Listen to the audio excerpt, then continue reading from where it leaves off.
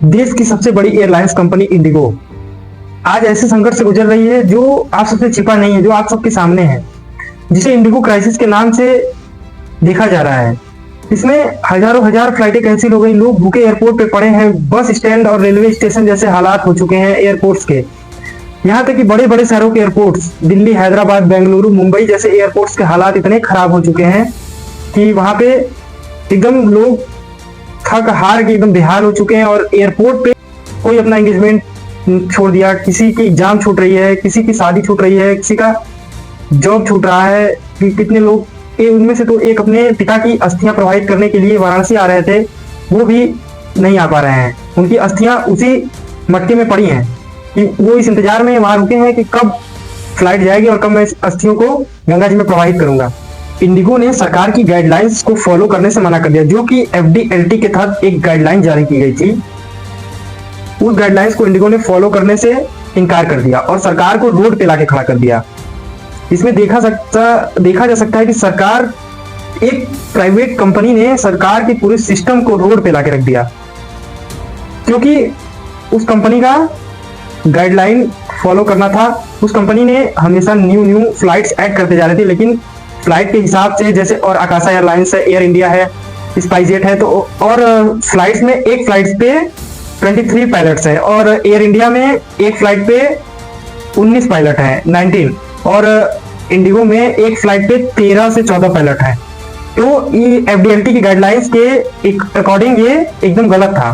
तो इसीलिए सरकार ने इंडिगो को गाइडलाइन जारी की थी कि आप अपने न्यू क्रू और न्यू पायलट को ऐड करिए। तो इंडिगो ने कुछ महीनों का समय मांगा था, लेकिन वो महीने का समय पूरा होने के बाद 1 दिसंबर से इस गाइडलाइंस को लागू कर दिया गया। उसके बाद 5 दिन में जो हुआ वो आपके सामने है। एयरपोर्ट्स के हालात कितने खराब हो चुके हैं, लोगों के लगेज तक वापस नहीं हो रहे हैं। टिकट बढ़ चुका है, 4000 की टिकट 40,000, 5000 की टिकट 50,000, 45,000, ऐसे टिकट हो गए हैं। लोग एकदम एयरपोर्ट पे सोए हुए हैं, जैसे रेलवे स्टेशनों पे लोग सोए रहते हैं, वैसे एयरपोर्ट पे लोग सोए हैं और अपने लगेज का इंतजार कर रहे हैं। वो कह रहे हैं कि मेरा पेमेंट मत लौटाओ, लेकिन हमारा लगेज लौटा दो, जिससे हम अपने घर जा सकें। ऐसे हालात हो चुके हैं। पूरी सिस्टम को इंडिगो ने रोड पे लाके खड़ा कर दिया है। सरकार के पूरे सिस्टम को, आखिर सरकार को 5 दिनों के बाद जब सरकार से नहीं देखा गया, सिस्टम इतना खराब हो गया, तो सरकार को मजबूरी में अपनी गाइडलाइंस वापस लेनी पड़ी और फिर इंडिगो समय दिया गया कि ताकि वो बाद में ये चीज करेगा। इंडिगो ने इसके लिए समय मांगा और फिर दोबारा सरकार को उसके सामने झुकना पड़ा और उसको अपना फिर से समय देना पड़ा। ऐसे हालात हैं।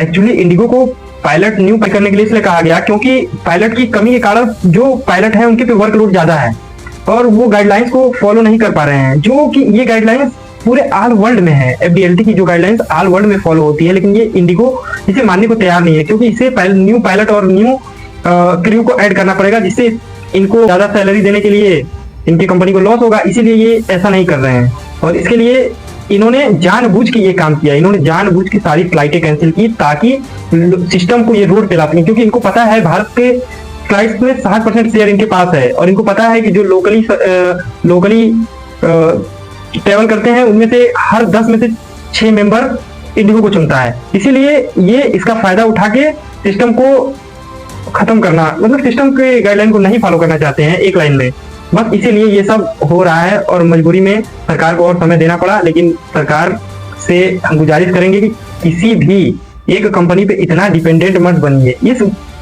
इस विभाग के साथ साथ कई ऐसे विभाग हैं जिसमें ऐसी कंपनियां हैं जो अगर ऐसा करने पे आ जाए तो फिर बहुत सारी सिस्टम इसी तरह से खराब हो सकती है और फिर सरकार को ऑन द स्पॉट सरेंडर करना पड़ेगा।